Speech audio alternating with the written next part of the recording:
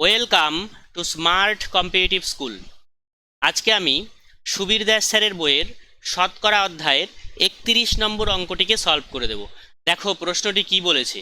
এক ব্যক্তির বর্তমান বেতন 10,000 টাকা, পরপর 3 বছর বেতন যথাক্রমে 10%, 20%, 10%, 20% ও 30% বৃদ্ধি হলে 3 বছর পর বেতন কত টাকা হবে?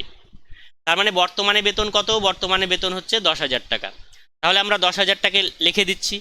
10,000 টাকা প্রথম বছর কত পার্সেন্ট বৃদ্ধি পেল? 10%। 10% বৃদ্ধি পেল মানে 100 টাকা ছিল 110 টাকা হয়ে গেল। তার মানে 110/100 গুণন দ্বিতীয় বছর কত হলো? 20%।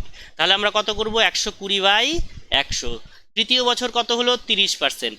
তাহলে আমরা কত করব? 130/100। কাটাকাটি করো, এই শূন্য এই শূন্য কাটলো, এই শূন্য এই শূন্য কাটলো, এই শূন্য আর এই শূন্য কেটে গেল। এবার দেখো নিচ থেকেও কেটে যাবে সব। শূন্য শূন্য শূন্য, মানে 3টে শূন্য কাটলাম, এখানেও 1 2 3। তাহলে পরে কত থাকলো? 10 গুণন 11 গুণন 12 গুণন 13। তাহলে কিভাবে করবে হিসেবটা? 12 গুণন 13 আগে করো।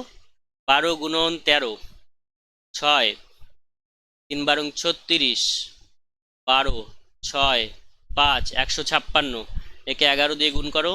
6 5 1 ইন্টু 6 5 1, 6 5 6 11 1 হাতের 1, 5 1 6 1 7 1, মানে 1716। তারপরে একটা শূন্য হবে, ইকুয়াল টু 1716, এরপরে একটা শূন্য।